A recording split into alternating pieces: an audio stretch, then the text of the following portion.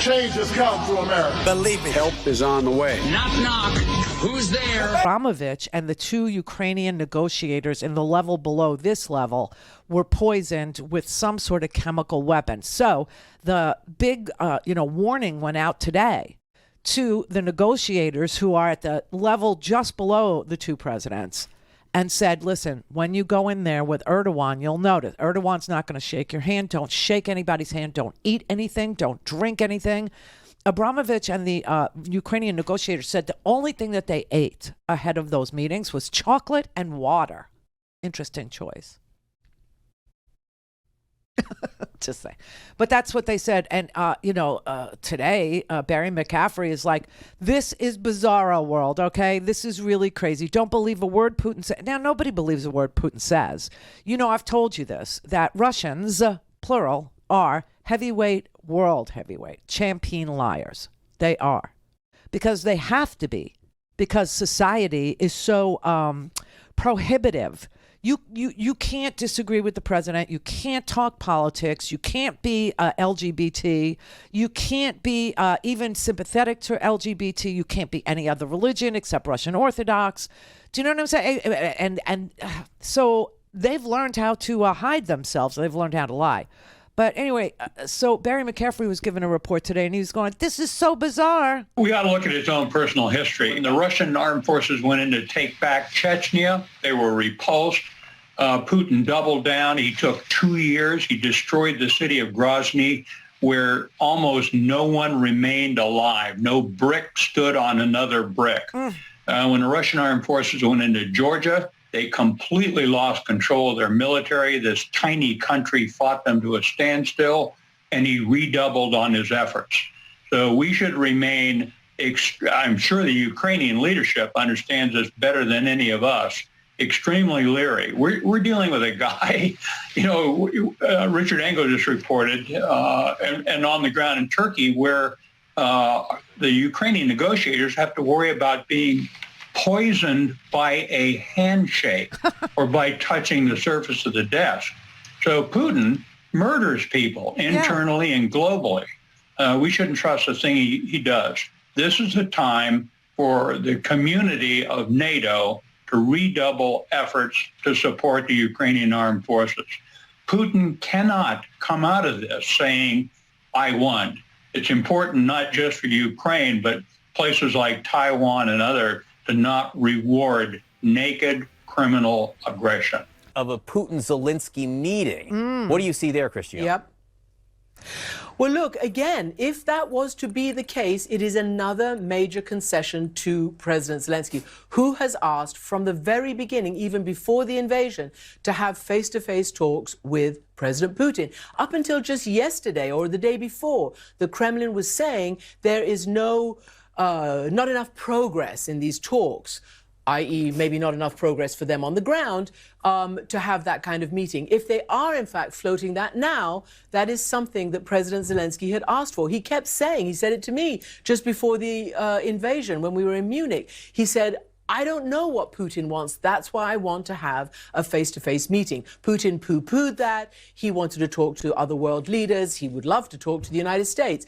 But he poo-pooed that. And now if it's true that they're raising that, that again is another important move. The real bottom line is how to get Putin off this ledge, how to get him out of the corner that he's painted himself into. Right.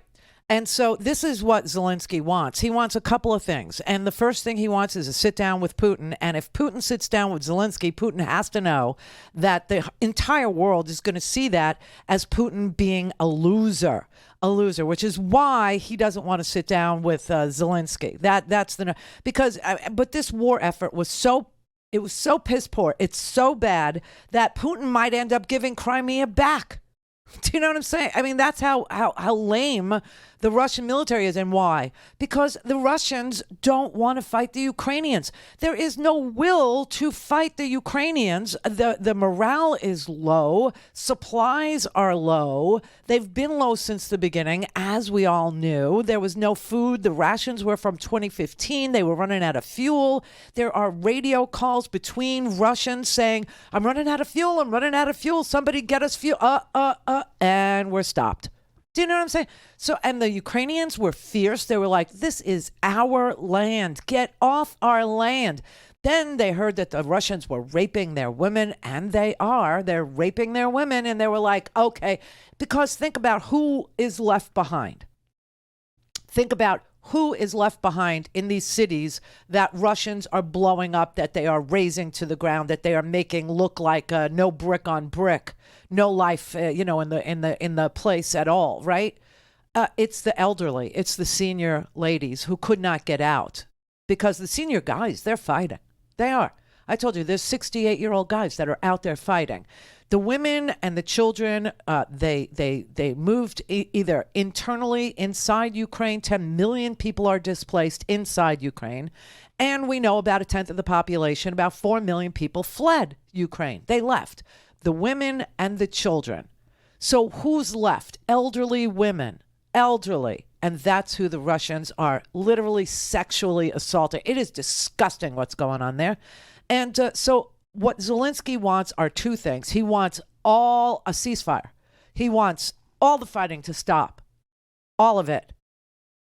And then he will negotiate something like neutrality. So what is neutrality? Neutrality means that he won't have any foreign boots on the ground. He won't have any foreign fighters. He won't have any foreign bases in the country of Ukraine. That's what neutrality means.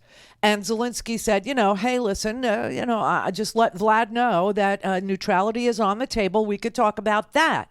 We won't host any foreign governments. We won't have any foreign bases, meaning us, the United States or France or Turkey or Polish or anybody in the area. They will not be allowed to base inside Ukraine. That's something that you can tell.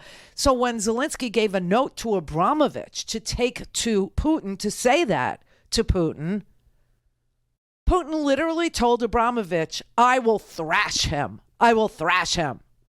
That was his reaction to it. Because Putin knows that the second he says anything about Zelensky's ideas being good ones, or gets in a room with Zelensky, everybody's going to say, hey, this idea that you won by a landslide, this idea that you won anything is, it's over.